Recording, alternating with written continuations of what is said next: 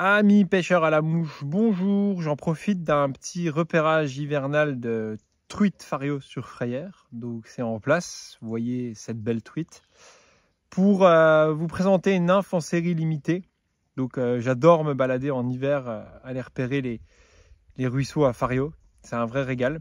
Et je profite de ce magnifique cadre et de ce brin de soleil hivernal pour vous présenter une nymphe en série limitée. Donc grosse pheasant tail olive bombe en taille numéro 12. Alors, ça mérite un peu d'explication puisque ma gamme classique se finit en taille 14 et billes de 3 sur les pheasant tail que vous connaissez bien. Donc la fameuse plus grosse pheasant tail standard que je produis, c'est la PC3. Et je vous mets ici une photo de la PC3 à côté de cette pheasant tail olive bombe qui porte bien son nom puisque je l'ai gradé un poil au-dessus. Ce que je fais rarement, une belle pheasant tail moyenne grosse sur un hameçon numéro 12 avec une bille tungstène de 3,5. Voilà. Donc c'est une nymphe en prévision pour des eaux d'ouverture, on va dire, claires et hautes. Alors je vous le dis tout de suite, c'est une très belle nymphe, l'olive est très beau, mais c'est pas une nymphe à pêcher dans les eaux teintées. C'est vraiment une nymphe qui a été travaillée pour les eaux claires parce qu'il y a une bille en fait tungstène brute, qui fait pas de reflet, avec un corps, avec un olive très spécial, qui est un olive medium qu'on appelle. Donc il y a beaucoup de gradients de plume olive, et ça faisait longtemps que je voulais faire un olive medium et non pas un olive qui crache super vert, ou alors un olive brun qui ressemble vraiment au brun classique de la pheasant tail classique. Donc cette olive est très très beau, et vous voyez dans les détails que la plume de faisan, comme à son habitude, comme depuis 200 ans, produit des effets inédits quand on l'enroule, parce qu'avec l'alternance de couleurs de barbules qui varie entre l'olive claire, l'olive foncée, le brun, le gris, ça fait vraiment un corps très réaliste qui collerait bien, par exemple, à cette rivière dans les herbiers derrière. Donc une belle nymphe d'eau claire et forte, je le répète, c'est une nymphe qui a été travaillée pour son coloris naturel, que ça sert à rien de la pêcher dans les eaux teintées ou alors sur des poissons faciles. C'est une nymphe pour pêcher à l'indicateur ou pourquoi pas à vue dans les profonds, des poissons difficiles. Donc tout est étudié, l'habit vraiment sobre et le corps en olive sobre avec un cerclage avec pareil du fil olive que je dois importer des USA. Donc pour un rendu total sur une pheasant tail bombe qui a vraiment une bonne taille de nymphe d'ouverture pour des eaux rapides ou pour les eaux fortes ou claires. Voilà.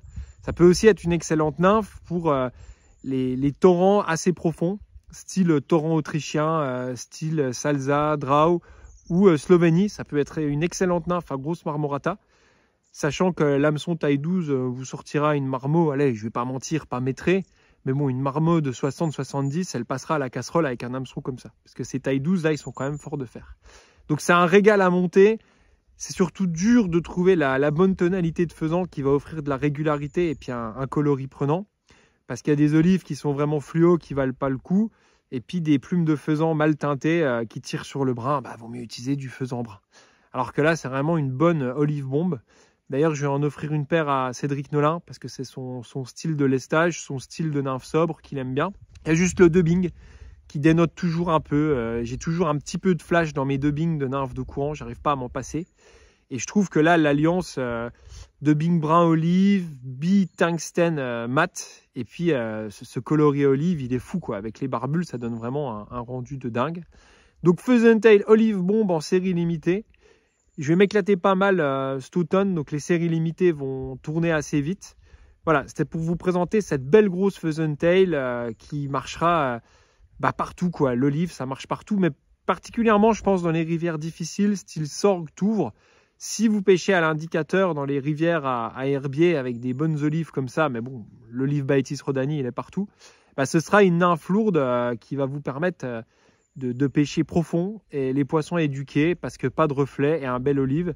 Et c'est vrai que l'olive, il y a moyen d'en tomber amoureux, quoi. Le rendu olive de cette nymphe donne vraiment envie de pêcher, quoi. Là, pour le coup, c'est une nymphe qui est belle pour les yeux du moucheur et qui prend du poisson. Donc une olive bombe, hameçon numéro 12, bille tungstène 3,5. Voilà, du bon lestage pour ceux d'entre vous. Et c'est aussi le lestage parfait dans les eaux semi-rapides, en dessous d'un pompon, en dessous d'une bouboule, en dessous de ce que vous voulez. Donc c'est vraiment un bon lestage lourd transversal qui marchera partout. Allez, je vous laisse là-dessus. Encore une autre truite en poste. Vous voyez, je vais continuer un peu mon pèlerinage pour voir ce qui sera en place à l'ouverture. Allez, bon hiver à vous. Ciao.